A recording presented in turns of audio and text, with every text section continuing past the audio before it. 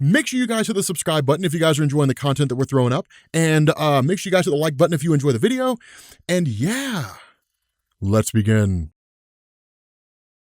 Okay, so I am currently in a hotel right now, and the reason why I'm in a hotel will be made apparent on my vlogging channel. But we are recording the audio for Doctor Strange. And technically, I'm supposed to be on vacation. Like, really, I am, but like, you know, the video I had scheduled came out today. So, in the last video on Doctor Strange, we had talked about how, like, Galactus had basically consumed Dormammu, right? Like, he had basically, like, taken over the energies of Dormammu, and then sucked him into himself, right? And this basically elevated Galactus to, like, a whole new level of power, right? He was essentially, like, God level. And it was almost, it's kind of interesting. If there was an eternity for the magical dimension, right? For all the space that makes up the various magical dimensions, then it would have been Galactus after he had consumed that. He was just so astronomically powerful. And so the result was that Doctor Strange channeled all of his magical energy into a single hit and then attacked Galactus. And when he did, the belief was that he destroyed everything. But what ended up happening is instead, he was met with this giant white void. Now, at that point, he's met with the living embodiment of eternity. And this is, under normal circumstances, not supposed to happen. And here's the reason why. Eternity is in and of itself the answer to the question, what if like all the life in the universe, everything that represented all life could get up and walk around? That would be eternity. And so in a giant white void, when there is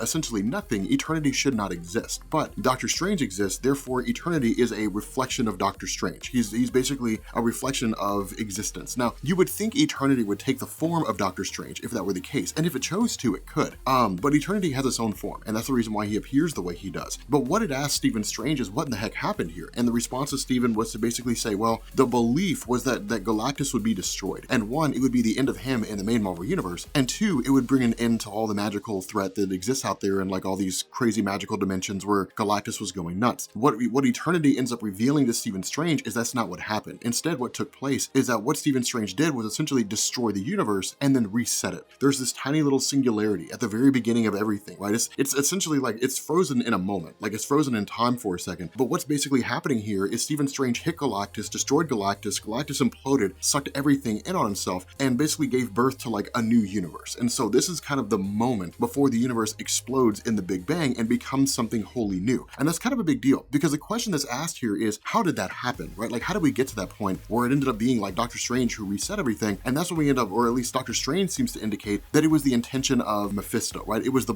grand plan of Mephisto to essentially reset all of reality. But then we end up finding out that's not true. That's not what Mephisto wanted. That Mephisto's realm of hell resides on souls, right? I mean, we've talked about that before, but for those of you guys who are new here, Mephisto is kind of a stand-in for Satan, or at least he was until Al Ewing introduced the One Below All in the Incredible Hulk comics. But Mephisto was kind of this being who would basically trick people, right? So like he would come to you in a time of need, in a time of dire, and say, I can help you out of this situation. I can give you what you want. All I'm going to do is ask for something in return. And if you choose to barter with him, two things will happen. The first is that you'll get what you want, but then you'll get something that handicaps it. You'll say like, man, like, you know, I really wish I had like $1 million. I'm in desperate need of like being able to pay off my house or something along those lines. And so Mephisto would give you the money to have your house paid off. And then as soon as your house was paid off, it'd be like destroyed in a storm. And then the other thing is when you die, he'll take your soul. He's a pretty bad guy.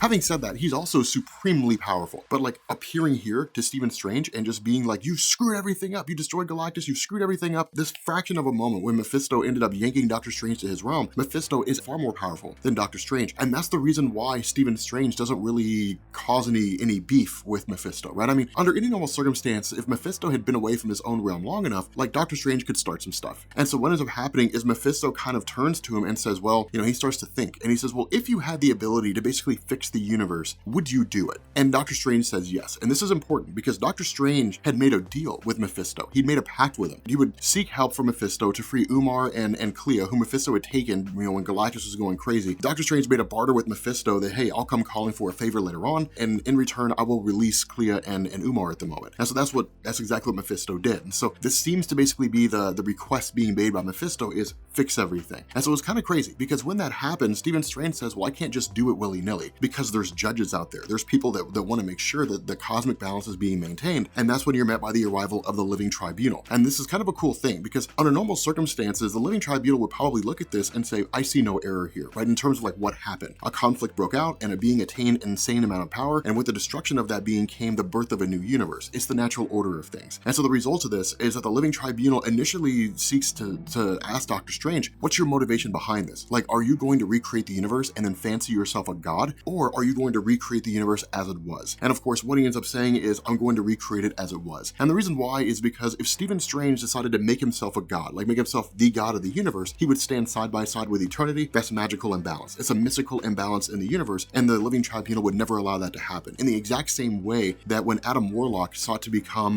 when he got the Infinity Gauntlet at the end of the Infinity Gauntlet storyline, and he sought to rule alongside eternity, that the Living Tribunal said, this is a cosmic imbalance. You cannot have two absolute beings in the universe, right? You can't have two supreme beings in the universe. It doesn't work that way. You can only have one. And that's exactly what the Tribunal says. You can do what you want to do. Like, you can fix the universe, just make sure that everything goes back exactly the way that it was before. And that's exactly what ends up happening. It's kind of a crazy thing, because what's basically going on here is Stephen Strange destroyed the universe and then remade it. The difference here is that he's remaking it exactly the way that it was before. Now, the reality is if I'm being honest here, it's not really a letdown for me. It's not really a disappointment for me. And the reason why is because what you basically get is this kind of, it's really more of like a focus on Stephen Strange, right? Like the price that Stephen Strange has to pay for the magic that he wields and the role he plays, which is the biggest undertaking he's ever seen, basically recreating all of existence. Now, if this was a big crossover event, then I'd be pissed. I'd be mad, because I'd be like, well, this is just a lazy way to end it, right? It's just a really lazy way to end the event. But for me, it's not really a lazy way to end the story. It's basically saying that like Stephen Strange is the Sorcerer Supreme. This is his job. It's his job to do things like this. And so to me, that's why it works, because it's the nature of his character. I think it works. I think it fits in perfectly. One of the other cool things that comes out of this is, remember, like when it comes to the universe, it has to be made perfectly, which means necessity. And so this basically means the return of all these dark beings, Thanos, Mistress Death, like all these terrible characters who have existed over the years and done and committed heinous acts. And so it was kind of a cool little moment, because when that happens, you basically have him having to like relive his life, like relive all his past mistakes. The fact that he was an amazing surgeon, the fact that his arrogance got the better of him, that he accidentally drove off a cliff, he ended up losing the ability to use his hands, and then he became the Sorcerer Supreme. He has to go back and relive all these mistakes he made, all these battles that he fought. And it'd be very, very easy for him to kind of go back and say, well, you know, maybe I didn't drive off a cliff, you know, or maybe my arrogance didn't get the better of me, or, you know,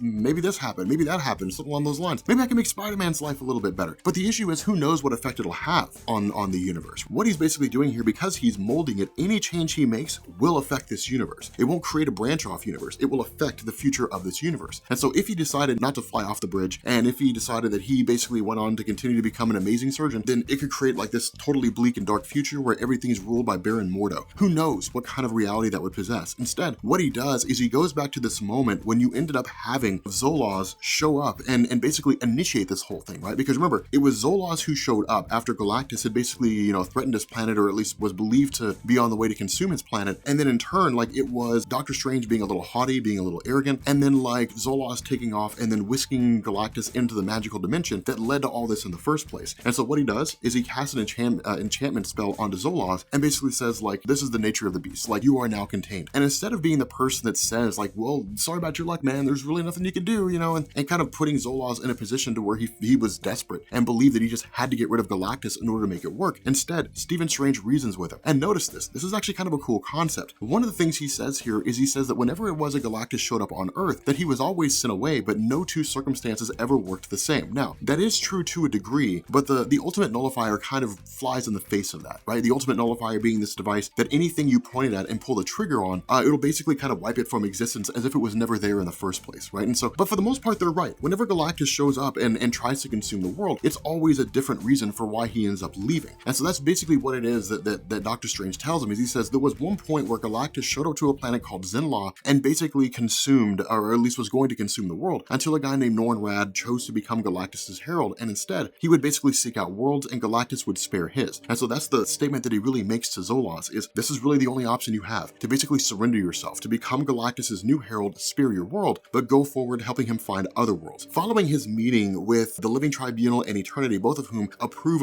of the work he's done, the fact that everything's back to normal and it's essentially like nothing ever happens at all, he's suddenly whisked away by Mephisto. And this is when we get to like the really duplicitous side of Mephisto, right? Because what he says is, no, you still owe me a favor. And when Stephen Strange says, yeah, but I remade the universe just like you asked, Mephisto says, I never actually asked you to do that. I never actually made that a request. I simply presented the situation to you, and that's how Mephisto works. You have to be very meticulous in terms of what he says and how he says it. At no point in his dealings with Doctor Strange did he say, then I'm asking you to fix the universe. I'm asking you to set everything back to the way that it was before. He never did that. You know, because of that, it's kind of interesting. Mark Waid sort of yanks the Spider-Man one more day chain. In this scenario, what he basically says is, I want a fraction of a soul. Like, I want a fraction of a soul that exists out there. And so it's kind of crazy because while we're not really explicitly told what it is, what it seems to be is a fraction of Clea's soul, right? Like the ex-wife of Stephen Strange. Because when he shows up there, he basically asks her, like, do you believe there's a chance for us to start over? Do you believe there's a chance for us to find romantic happiness once again? And Clea's like, absolutely I do. I've always thought about that. Why are you asking me? And he's like, because I was hoping you would give me a different answer. And then basically zaps her mind, like wipes away her memories of him. She has no idea who Stephen Strange is. Now, in reality, if you're not a fan of Stephen Strange, this moment will pass without any real measure of value. You'll just kind of be like, okay, I mean, I guess that's the thing. But if you are a fan of Stephen Strange, I don't know how you'll take it, whether you'll be mad or whether you'll be happy. I honestly don't really care. Clea never really interested me that much in the first place, but it is kind of interesting. I imagine for hardcore Doctor Strange fans, this is like a Spider-Man one more day kind of thing. Just not as you know, as impactful or as big because Doctor Strange isn't Spider-Man. But still, you know, it's kind of an interesting moment because it's basically Doctor Strange going back to the path of being alone, going back to the path of it just being him and nobody else. It's intriguing here. It's really, really interesting. But with that being said, guys, we're gonna bring this video to an end. If you are new here to Comments Explained, make sure you guys hit the sub button to become part of the Rob Corps. If you guys enjoyed this video, make sure you drop a like, and I will catch you all later. Peace.